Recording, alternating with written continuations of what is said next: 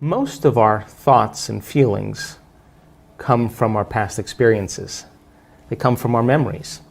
In fact, your brain is organized to reflect everything you know in your life.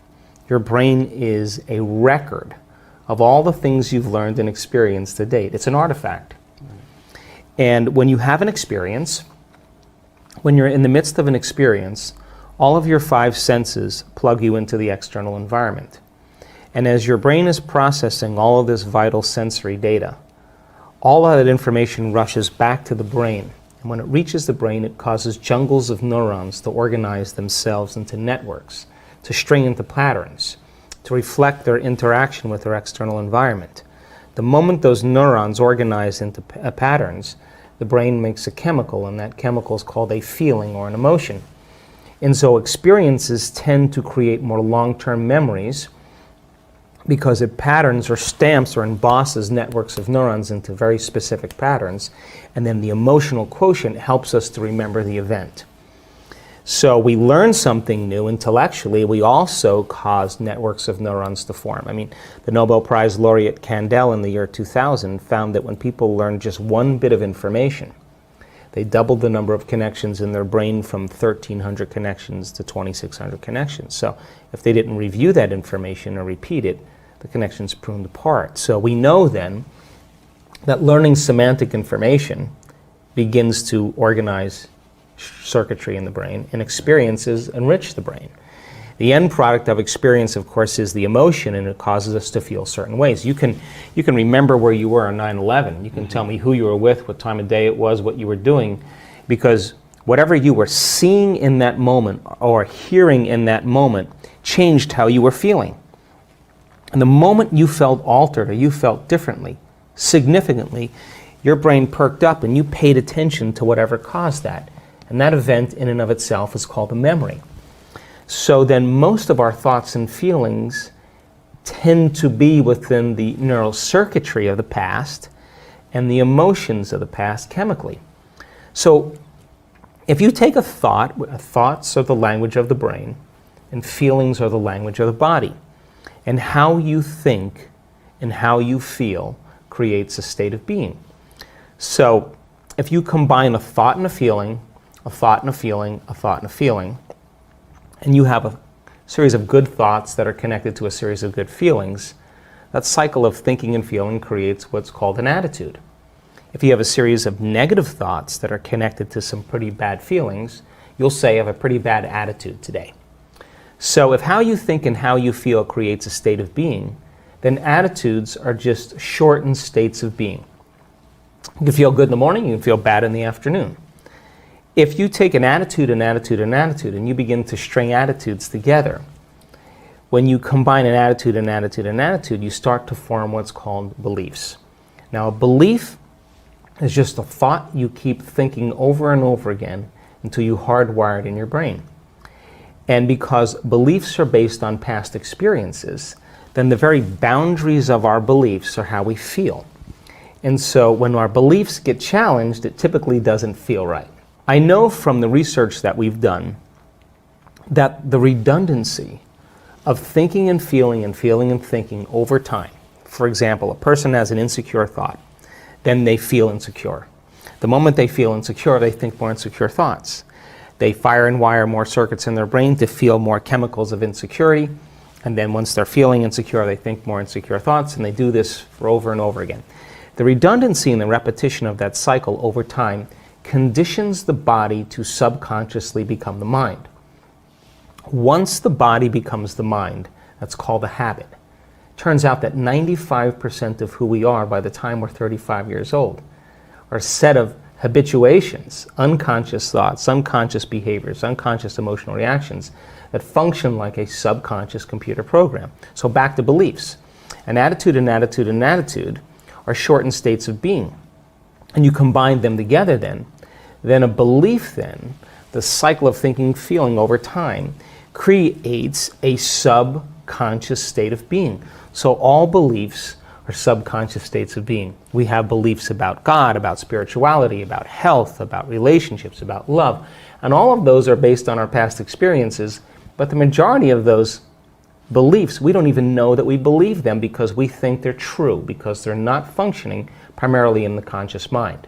If you take a belief, and you stack them together, you start to form what's called perceptions. And perceptions have everything to do with the relationships we have, the things we create, the behaviors we demonstrate, the choices we make in our relationships. Why is that important? Because then if beliefs are subconscious states of being, and you're stringing beliefs together, then most people are viewing their life through the lens of the past, unconsciously. And they are filling in reality. They're seeing reality. They're filling it in from their past memory. We know this to be true because they did an amazing experiment where they took a group of people and they had them wear these lenses. And the lenses were divided in half. And when they looked to one side, they saw one color. And they looked to another side, they saw another color. And they said to them, okay, well, wear these glasses every day for 2 weeks. Take your kids to school, do all the things you do at work, go shopping, work out, live your life. At the end of 2 weeks, they brought those people back into the lab and they said, look to the left, what color do you see? So we don't see a color. Look to the right, what color do you see? We don't see a color. Now, it says a couple things. Number one, the eyes don't see. The brain sees. But more emphatically important is that those people were filling in their external reality based on their memory in their brain. If they were truly seeing, they would be seeing those colors, right? So then, in our perceptions then, we are overlaying our future. We're overlaying the present moment with our memory of the past. And so then that then begins to diminish possibility. And it begins to close down the way that we can begin to navigate and function in our lives. In order for us to change any belief or perception about ourselves and our lives, we have to make a decision with such firm intention that the amplitude of that decision carries a level of energy that's greater than the hardwired programs in the brain and the emotional conditioning in the body, and the body has to respond to a new mind. In other words, the choice becomes an experience that the person never forgets because the internal experience begins to reorganize the circuitry in their brain and send a new emotional signature in their body. And in that moment, the person is becoming liberated from the past. How can the preacher in the deep south of the United States move into a state of religious faith and drink strychnine and have no biological effects? Or the mother whose child is trapped under the car, who lifts up the car and pulls the child out. The mother doesn't say, geez, I didn't work out in 2 weeks, or God, I ate carbohydrates yesterday. She's not in any polarized state. She moves into a state of absolute certainty. And it's energy that lifts that car up, because energy is the epiphenomenon of matter. And when she makes that change internally, her body is literally responding to a new mind. So then in order for us to change our beliefs about spirituality, about money, about God, about relationships, we have to come out of our resting state, and the experience inwardly has to be transcendent or greater than any past experience. And that's when biology begins to change. Now, going from that old self to the new self is the biological, the neurological, the chemical, the hormonal, the genetic death of the old self.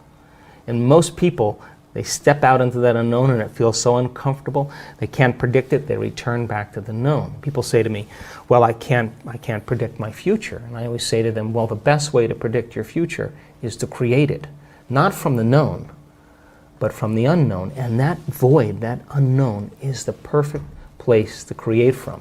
Now, why is this dangerous?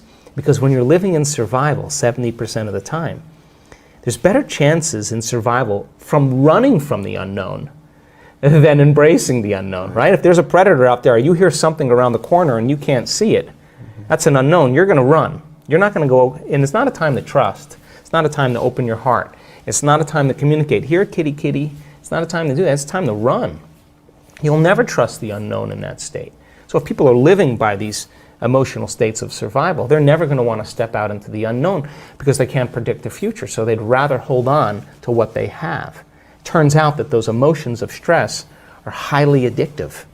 They give us a rush of adrenaline, rush of energy. And so people use the problems and conditions in their lives to reaffirm their addiction to that emotion so they can remember who they are as a somebody. So then, if your thoughts can turn on the stress response, and those stress chemicals are addictive, then we become addicted to our own thoughts. So then stepping out into that unknown is where true greatness happens, because that's where the person begins to say, what thoughts do I want to fire and wire in my brain? What behaviors will I want to demonstrate in my new life? Can I rehearse them in my mind? And the mere process of mental rehearsal, this is neuroscience now, begins to install the circuits in your brain to look like the experience has already occurred. You're priming your brain into the map of the future instead of the record of the past. And then the true person who's in the process of transformation will say, can I teach my body emotionally what that future is going to be like? Can I begin to embrace the joy of my new life? And their body, as their unconscious mind, begins to believe it's in the future instead of in the past. Now, that process is not an overnight process. We don't jump from the old self to the new self. It requires that continuous process of changing our biology. But I can tell you, in observing people who have healed themselves of very serious health conditions, who've healed themselves of some pretty difficult scars from the past, who've overcome addictions, who've created new opportunities and new jobs and new relationships and a new life, had to cross that river. And that is when they're literally, from a biological standpoint, a new personality. And your personality creates your personal reality. That's it. And your personality is made of how you think, how you act, and how you feel. So the present personality who's sitting here today has created the present personal reality called their life. Which means then, if you want to create a new personal reality, you got to change your personality. And that means you got to start thinking about what you've been thinking about and change it. Look at your unconscious habits and behaviors, what you say, what you do, and become conscious of it. And change them. And look at the emotions that have kept you anchored to the past and decide if those emotions belong in your future. And I think the biggest problem is that most people try to create a new personal reality as the same personality, and it doesn't work. So then as we begin to demystify this, and the person starts to say, oh my God, the disease that I have is because it's connected to this personality. Is it possible that if I change my personality, just like a person with a multiple personality disorder, who has an allergy to nylon stockings in one personality and type 1 diabetes in another, is it possible then if I change my personality, that the disease exists in the old personality and I'm literally someone else? Is it possible then from a biological standpoint that they're healed and changed? So to answer the question, it's difficult because we're breaking out of a biological mold. It's difficult because most people don't know that they have within their reach all the tools to do it, because they have, number 3, been conditioned on some level to believe that the new hairstyle or the new type of beer they're going to drink or the sports car or whatever it is going to change their state. Right. And that's the hypnosis. And when I wrote The Placebo, You Are the Placebo, the biggest thing that I walked away with after writing that book was how hypnotized and programmed we really are.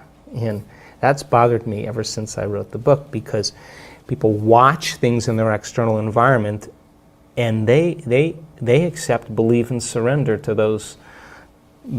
that information without any analysis, and they're programmed. And so when you and I start waking up and say no to those programs, and we start to think that we're maybe a little bit more unlimited than we're given credit for, and it's not driven for profits or self-interest, but when people start to wake up and say, hey, I healed myself of this condition, I healed myself of Parkinson's, I healed myself of lupus, I've healed myself of cancer, I've healed myself of rheumatoid arthritis, I've healed myself of chronic pain, I healed myself of food allergies.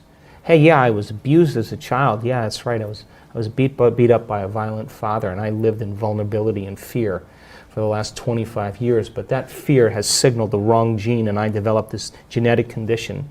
The doctors said I had no way of healing. But when I overcame that fear and I broke out of it, I started to signal new genes in new ways, and that disease doesn't exist. Let me tell you, if you listen to that woman's story, and you listen to all the trials that she had gone through, and how she overcame herself, and she reached a place of such wholeness and self-satisfaction that she could care less if she had the disease, and that's the moment it went away, and you listen to that story, it's going to give you permission on some level that it's possible for you to do the same. You see someone dance the salsa well, you'll dance the salsa better. You see someone hit a golf ball like Rory, you'll hit a golf ball better. You see someone lead with love and compassion in their life, you will lead with love and compassion in your life. You see someone stand on a stage in front of 500 people and talk about how they overcame their cancer after their husband committed suicide, and the 3 years that it took her to do it, you will be inspired that it's possible for you. So then it has to start with a new consciousness, and that it's going to come from common people doing the uncommon. And I believe that you don't have to be a Buddhist monk, you don't have to be a nun with 40 years of devotion, you don't have to be a religious scholar, you don't have to be a researcher, you don't have to have a PhD to do this. That common people around the world can do the uncommon. And if they're given the right understanding and the environment is set up where they can begin the application of that. And I have looked at over 1,000 brain scans of people in meditation. And I can tell you that you and I are at our absolute best when we get beyond our analytical mind. When we get beyond ourselves. That's the moment that the brain gets so organized and so coherent.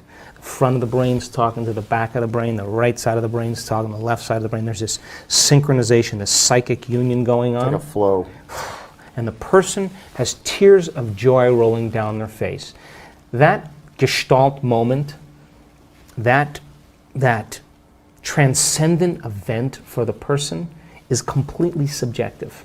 But my interest is measuring that subjective experience. Sure. And we're capturing amplitudes of energy in people's brains that are 26,000 to 40,000 times normal during that experience. Now, they can't make their brain do that. It's happening to them. And the inner event that's happening to them is more real than any past event. And that's the moment I know their belief is changing.